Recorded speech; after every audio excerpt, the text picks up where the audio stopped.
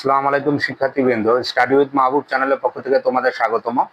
আগামী মঙ্গলবার তোমাদের ইংরেজি প্রথম পত্র এসএসসি পরীক্ষা। এই সাজেশনটি পড়লে তোমরা এসএসসি পরীক্ষায় রিটেনে খুব ভালো করতে পারবে। ইংরেজি প্রথম পত্রে আমরা জানি দুটি অংশ রয়েছে, পার্ট এ এবং পার্ট বি। আজকে আমরা পার্ট বিতে যে রিটেন টেস্টের জন্য যেগুলো আসতে পারে সেগুলোর যে সম্ভাব্য ইম্পর্টেন্ট প্রসঙ্গগুলো আছে, ইম্পর্টেন্ট টপিকসগুলো আছে, সেগুলো নিয়ে আলোচনা করব। আশা করি এই একটি মাত্র ভিডিও দেখলে তোমাদের পার্ট বির যে 50 মার্কস আছে সেগুলো সম্পূর্ণ কমন পড়বে।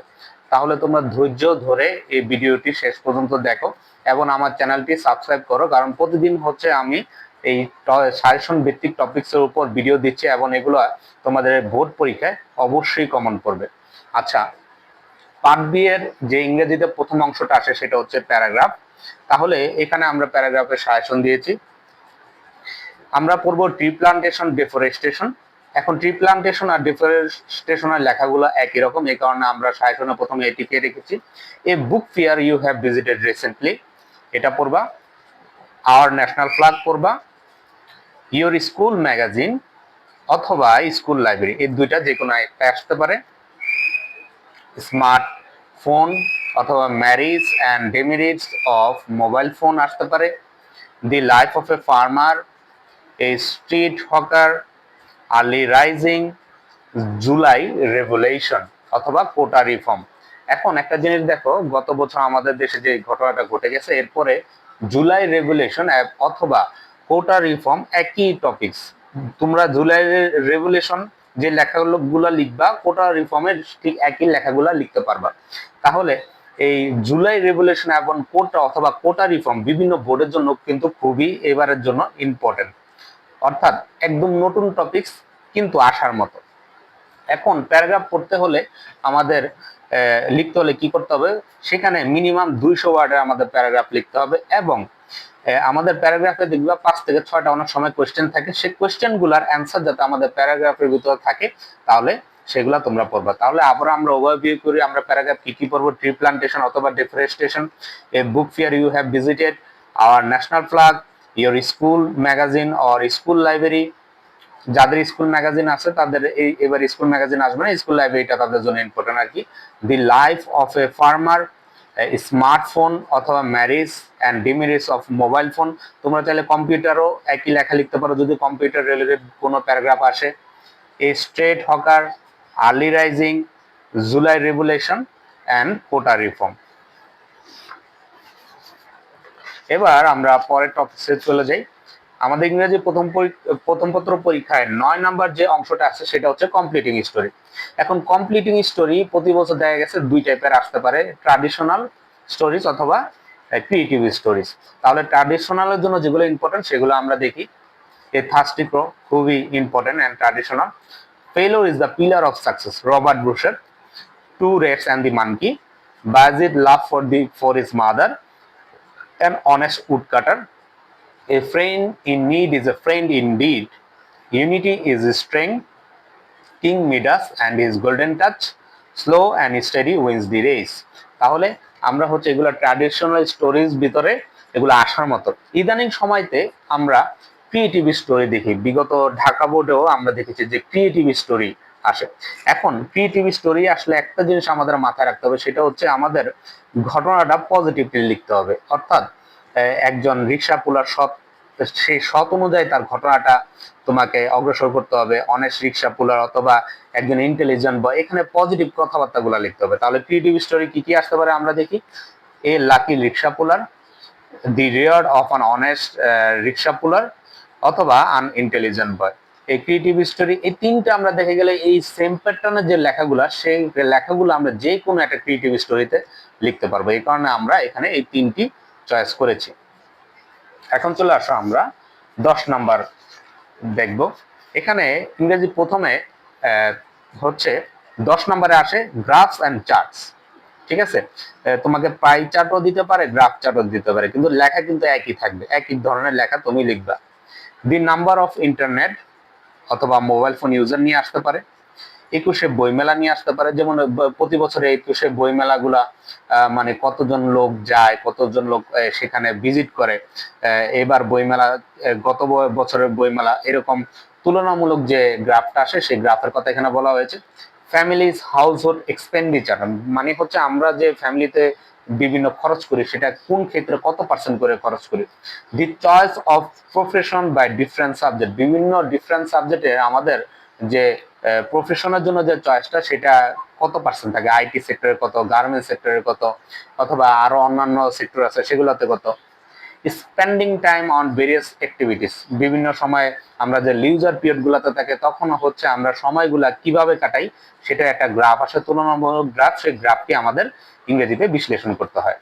দি passing rate of different subject, বিভিন্ন সাবজেক্ট, অঙ্কে পাশের হার কত, এই বাংলায় পাশের হার কত, ইংরেজিতে পাশের হার কত, অথবা সায়েন্সে পাশের হার কত, কমার্সে পাশের হার কত, এইগুলা চাইতে পারে। ডিফারেন্ট গেমস অ্যান্ড স্পোর্টস, বিভিন্ন ফুটবল, ক্রিকেট, এগুলা নিয়ে বিভিন্ন গেমের হচ্ছে যে কম্পারেটিভ একটা পার্সেন্টেজ থাকে, সেই পার্সেন্টেজটা তোমাকে গ্রাফ অথবা চার্টের ভিতরে বিশ্লেষণ করা লাগতে পারে। এখানে একটা নোট আছে, you have to give a brief in every graph of the end, মানে প্রতিটি গ্রাফের শেষে আমাদের সেই গ্রাফ সম্পর্কে একটি ব্রিফ দেওয়া লাগবে, যে এখানে সর্বোচ্চ পার্সেন্টেজ কার ক্ষেত্রে ছিল এবং সর্বনিম্ন পার্সেন্টেজ কার ক্ষেত্রে ছিল। এবার দেখো আমরা 11 নাম্বার পড়বো। 11 নাম্বারটা থাকে রাইটিং ইমেল অথবা লেটারের উপরে, ইনফর্মাল লেটার অথবা রাইটিং ইমেলের উপর। আচ্ছা দেখো, তাহলে ইমেল গুলা কি, ইমেল গুলা বেশি ইম্পর্টেন্ট হচ্ছে বোর্ডে, হচ্ছে তোমার পরীক্ষা ভিত্তিক যে ইমেল গুলা সেগুলো খুব ইম্পর্টেন্ট। যেমন তুমি এসএসসি পরীক্ষা প্রিপারেশন, কেমন এসএসসি পরীক্ষায় তুমি ভালো রেজাল্ট করেছো, তোমাকে একটা কংগ্রেচুলেশন জানানো, অথবা তোমার হচ্ছে স্টাডি প্রোগ্রেসটা কিরকম, এগুলা নিয়ে ইমেল গুলো আসে। তাহলে ইমেলের হচ্ছে ফ্রম টু নিয়মটা হচ্ছে আমাদের খুব ভালো করে লিখতে হবে, এবং ইমেলে হচ্ছে আমাদের যে সেন্টের সময়, মানে যে কয় মিনিটে আমরা সেন্ড করছি সেই জিনিসটাও আমাদের ফরমেশনে রাখতে হবে। তাহলে ইমেলের ফরমেশনটা তোমরা দেখে যাও যাতে ইমেলের ফরমেশনটা ভুল না হয়। এখানে দেখো ইমেলের জন্য কোনগুলো important. Email to your friend describing the annual prize giving ceremony of school, তোমাদের স্কুলের যে বার্ষিক ক্রীড়া প্রতিযোগিতা অনুষ্ঠান রয়েছে সেটা সম্পর্কে একটু বর্ণনা দাও।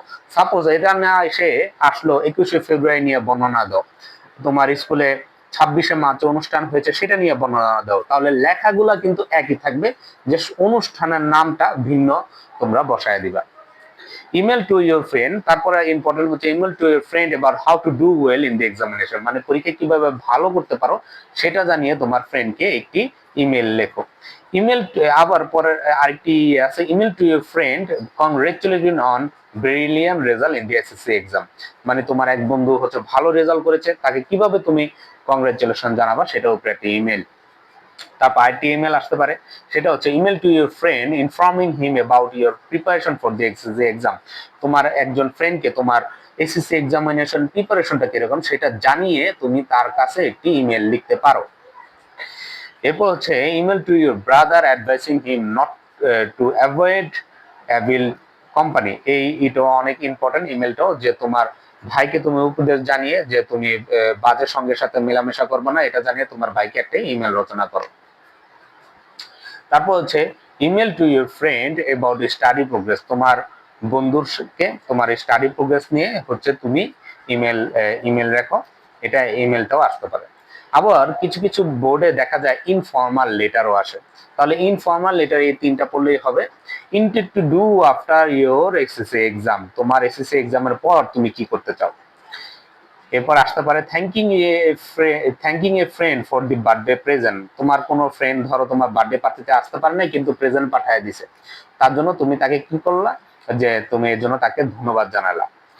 ড্রাই ডিসক্রাইবিং ইউর কান্ট্রি, অনেক সময় ফ্রেন্ডকে নিজের দেশ সম্পর্কে ডিসক্রাইব করে একটি লেটার লিখতে হয়, এই লেটারটাও ইম্পর্টেন্ট। তাহলে লেটার এবং এই ইমেলগুলো পড়লেই হবে। এবার আমরা 12 নম্বরে চলে যাই। ইংরেজি প্রথম পত্রে 12 নম্বরে আসে হচ্ছে ডায়ালগ। ডায়ালগ কোনগুলো ইম্পর্টেন্ট সেগুলো আমরা দেখি। About the benefits of early rising, early rising নিয়ে হচ্ছে বেনিফিট, মানে হচ্ছে তোমার ডায়ালগ লিখতে হবে দুই বন্ধুর ভিতরে।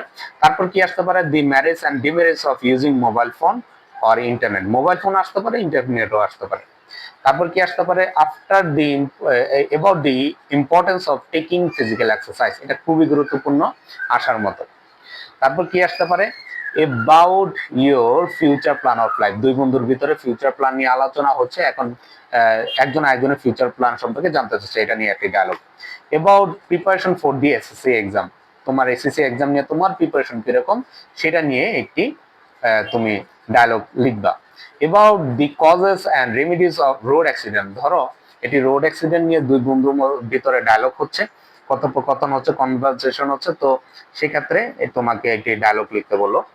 About the necessity of reading news paper reading news পেপারের নেসেসিটি নিয়ে দুই বন্ধুর ভিতরে ডায়লগ একটি লিখতে বলতে পারে। আচ্ছা, ডায়লগের হচ্ছে যে লিখা তোমার পরিমাণটা থাকতে হবে, সেটা হচ্ছে হয় 16 লাইন অথবা 18 লাইন, হয় মানে হচ্ছে 16টা স্পিচ থাকবে অথবা 18টা স্পিচ থাকবে, তাহলে ডায়লগটা একটু মানসম্মত হয় আর বড় হয়, তাহলে এই এক্সামিনারও তোমাকে ভালো মার্ক দেয়। তাহলে আশা করি এই সাজেশনটি তোমাদের কাজে লাগবে। তো সাজেশনটি তোমরা ভিডিও পজ করে করে দেখে নিও, কারণ এখানে খুবই গুরুত্বপূর্ণ টপিকস গুলা দেওয়া আছে। আশা করি এর বাইরে থেকে আর কোনো কিছু আসবে না, এবং অবশ্যই আমার চ্যানেলটি সাবস্ক্রাইব করো, যাতে হচ্ছে আমি নেক্সটে তোমাদের জন্য এসএসসি পরীক্ষার্থীদের জন্য নতুন নতুন সাজেশন দিতে পারি। এবং হচ্ছে আমি নেক্সট ক্লাসে হচ্ছে ইংরেজি প্রথম পার্ট এর জন্য যেগুলো ইম্পর্টেন্ট গুরুত্বপূর্ণ প্যাসেজ, সিন প্যাসেজ, সেগুলা দিব, এবং সেখানের জন্য যে গুরুত্বপূর্ণ টেবিল রয়েছে, রিয়ারেঞ্জ রয়েছে, সেটা নিয়ে আমি একটা ভিডিও বানাবো।